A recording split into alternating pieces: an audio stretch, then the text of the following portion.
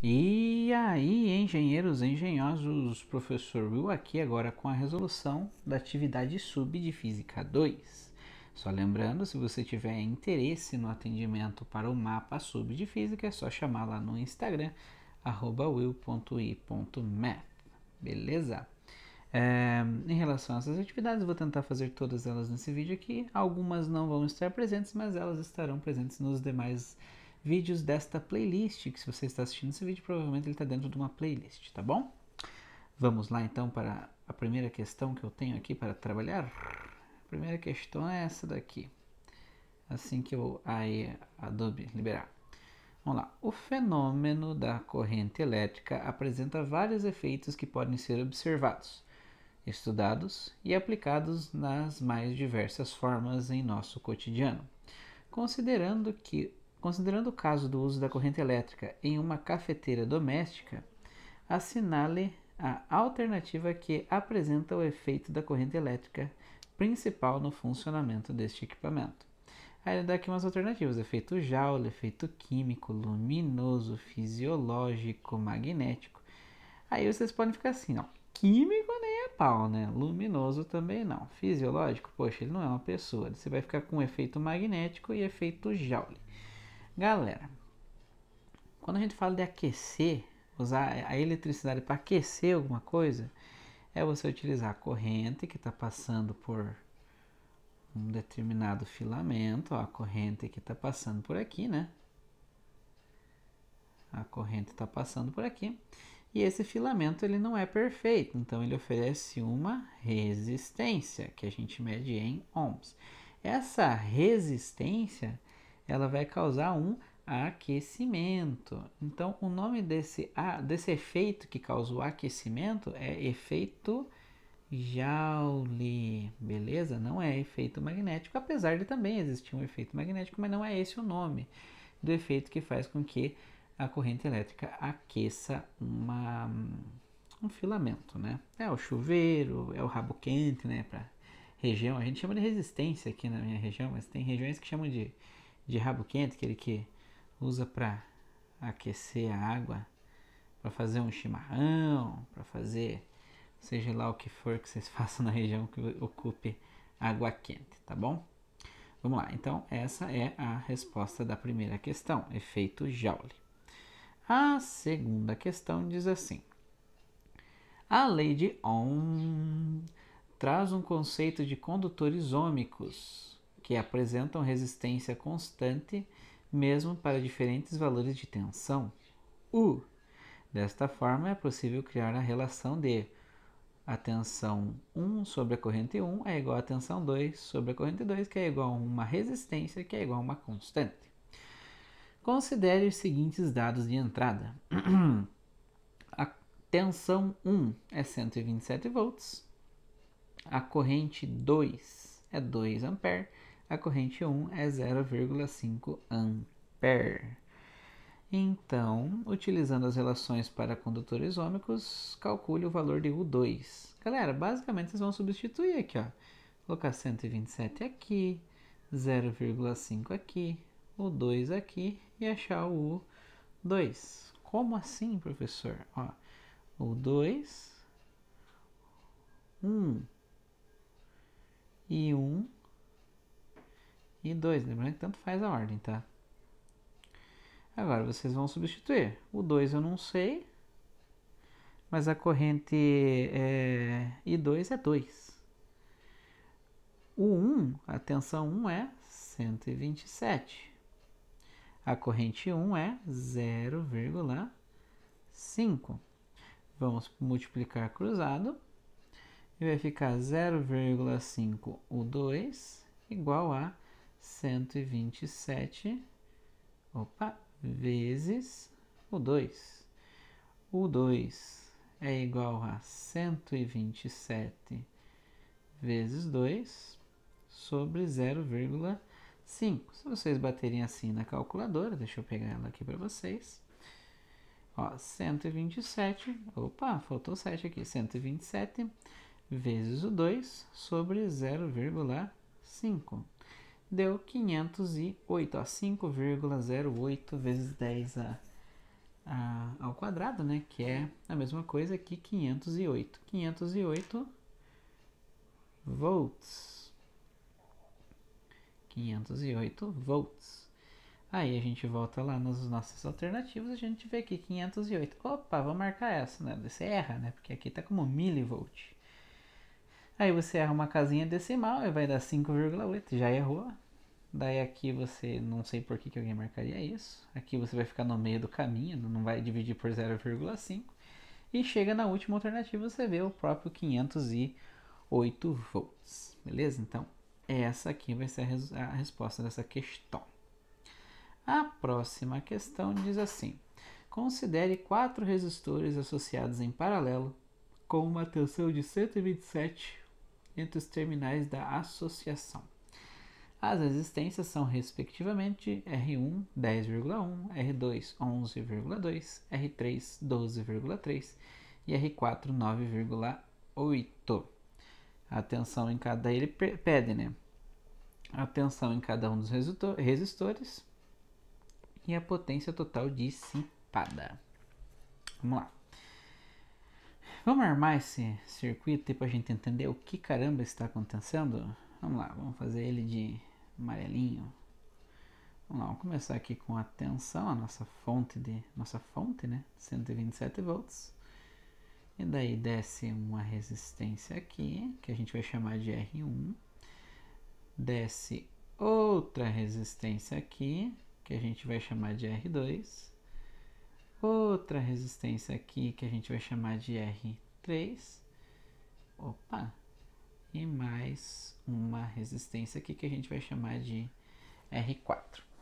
A gente vai calcular primeiro a resistência equivalente desses dois aqui, tá?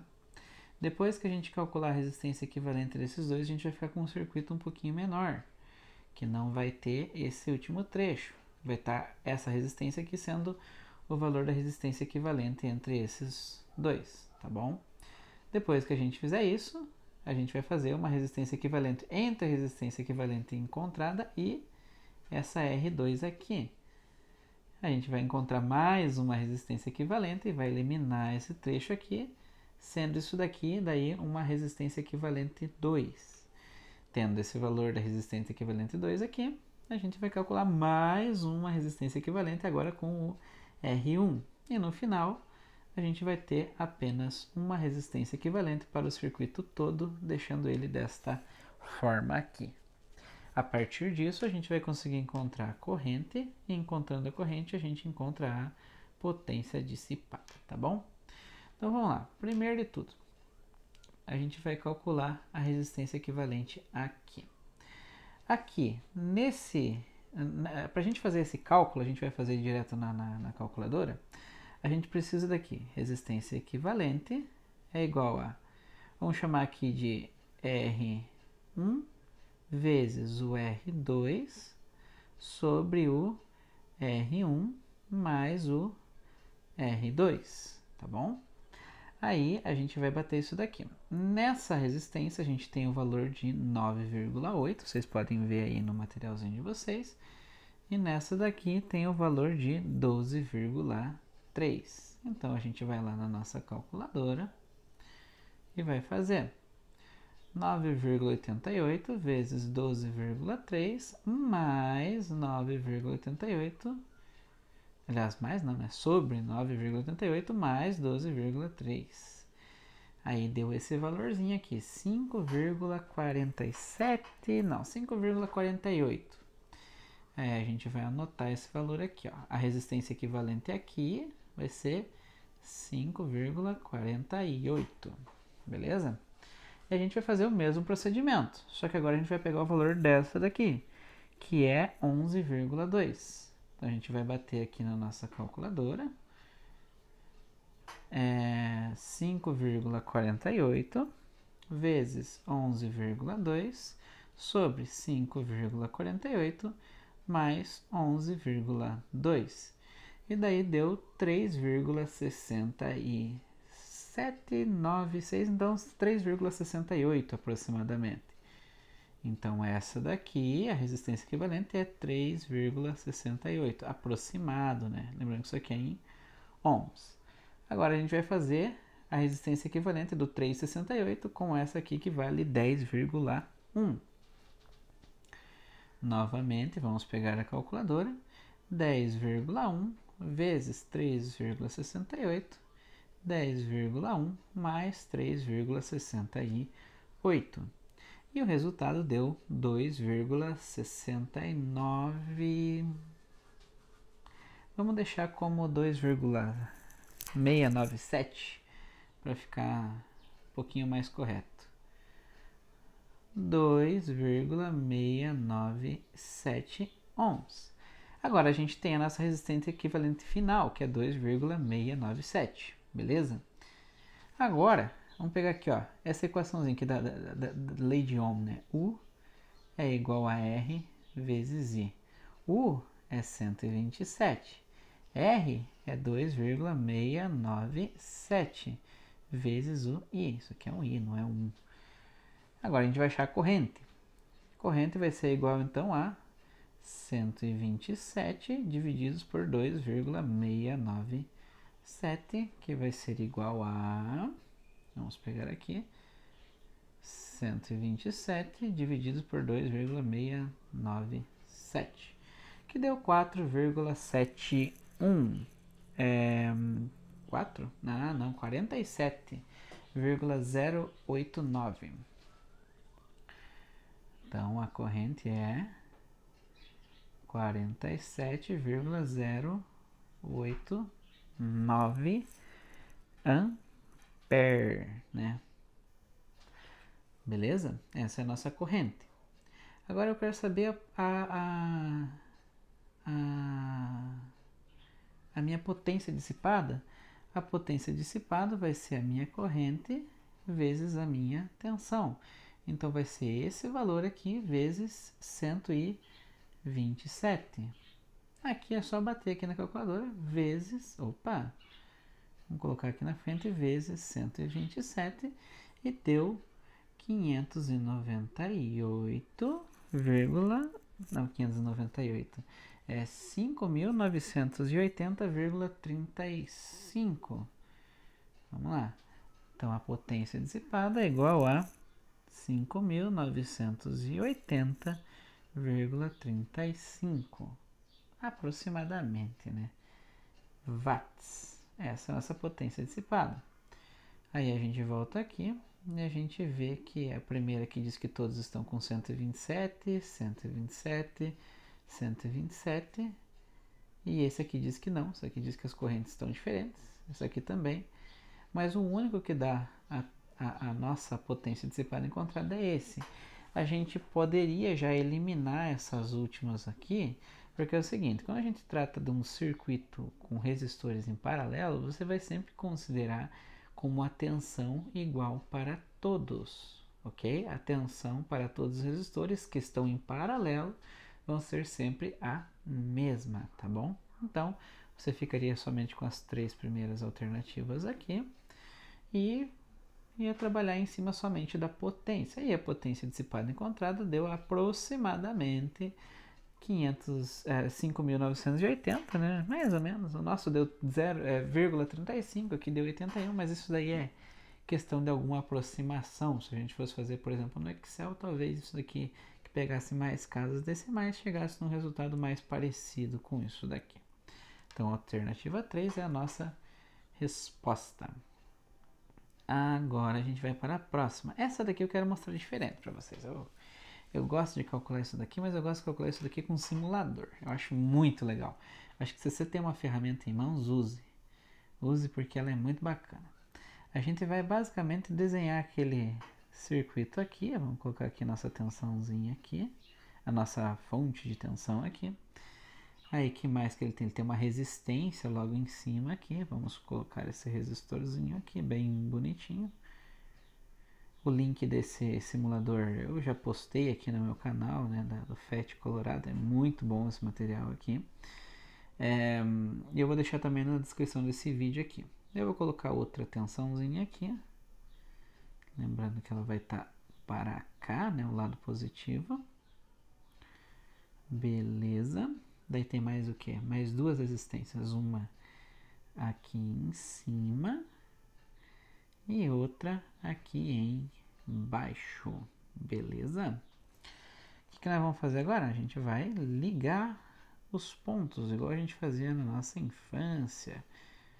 É para isso que a gente fazia aquilo, para ligar resistor.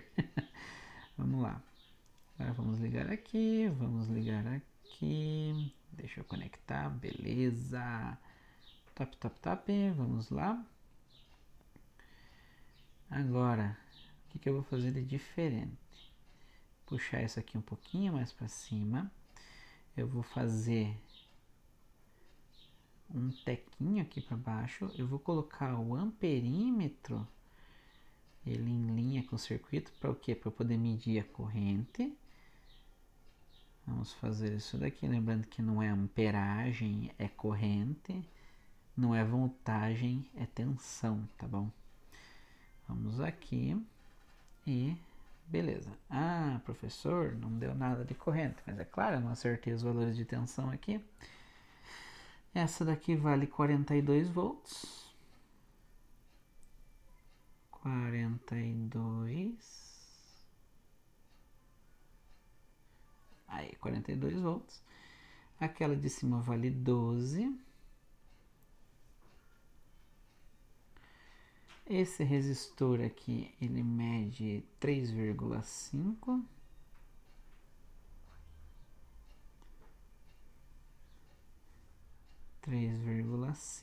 Opa, 5.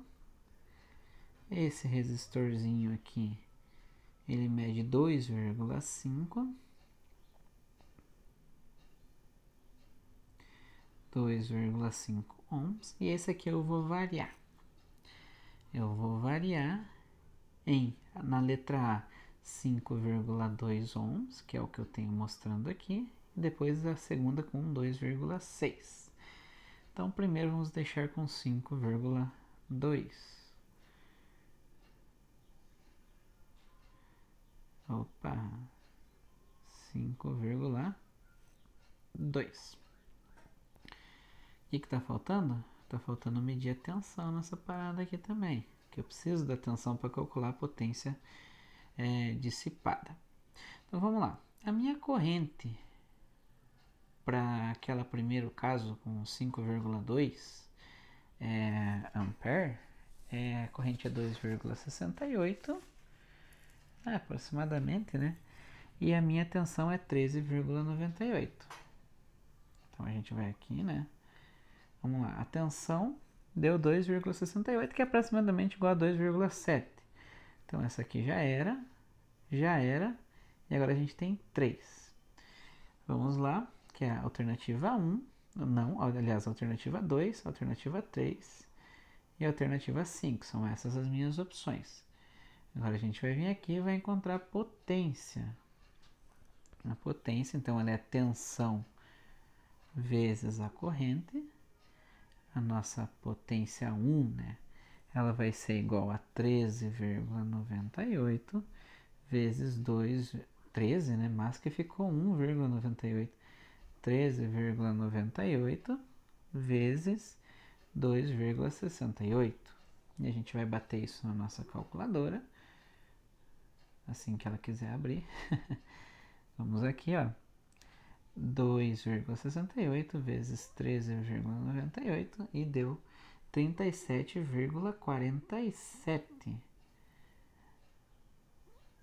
37,47 aproximadamente watts.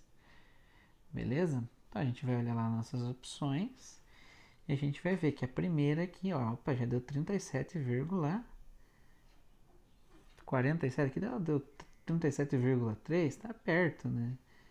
E a única que tá mais de acordo mesmo, né? Alternativa 2, já vamos até garantir que vai ser ela, provavelmente a resposta. Mas, é lógico, a gente vai fazer a segunda também, né? A segunda opção, que é a gente ver como que se comporta a tensão e a corrente quando esse resistor ali mede 2,6 ohms. Então a gente vai lá e muda para 2,6. Que difícil que acertar isso na mão.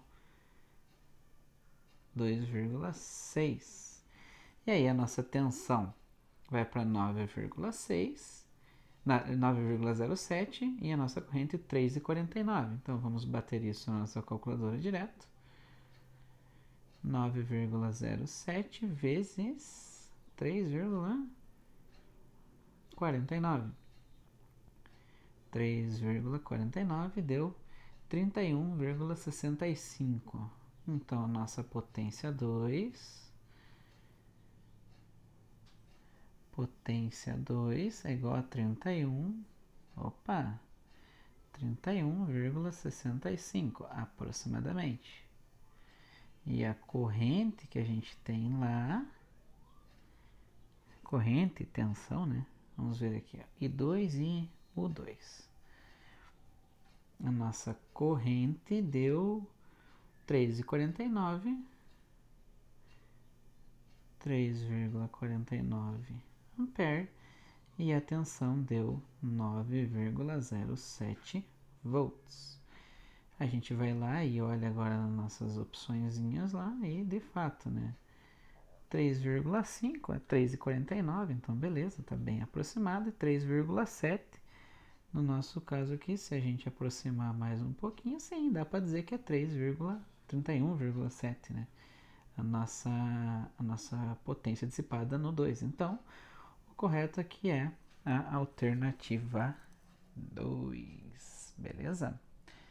Agora a gente vai para a nossa próxima questãozinha, que é aqui mesmo. A próxima questão fala assim: uma solenoide de 98 centímetros de comprimento, tem raio de 2 centímetros e se constitui de 1.300 espiras, acho que faltou aqui. Por esse solenoide passa uma corrente de 4,36 ampere. O módulo do campo magnético no interior do solenoide vale 4π, 10 elevado a menos 7 Tesla metro ampere. Agora a gente vai, isso na verdade essa é bem simples, tá? A gente vai só, quando você tem a equação, ela é muito tranquila, né?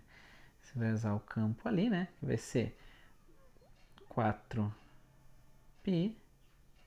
vezes 10 a menos 7 vezes 1.300, que é o número de espiras, vezes a corrente, que é 4,36 ampere, divididos pelo comprimento da solenoide, que é de 98 centímetros, mais conhecido como 0,98 metros. A gente vai bater isso aqui na nossa calculadora. Vamos pegar aqui, ó, 4π vezes 10 elevado a menos 7 vezes 1.300 vezes 4,36 vezes, divididos por 0,98 e deu 7,26, 7,27 elevado a menos 3 vezes 10 elevado a menos 3, apesar de deu uma de 67, né? Acho que é 2,7, né? Acho que deu um equívoco aqui na hora de escrever o 2. Colocaram um 6 ali. Mas vai ser a alternativa 2, né? Que aqui ele só deu diferença mesmo nas casinhas decimais. Então é essa a alternativa número 2. Beleza? Agora vamos para a próxima questão. A próxima questão é uma questão mais conceitual, né? Tem uma continha, mas ela é bem conceitual. Considere dois corpos da mesma massa com as seguintes características. Capacidade térmica do corpo A é 15,6. Capacidade térmica do corpo B é 3,2.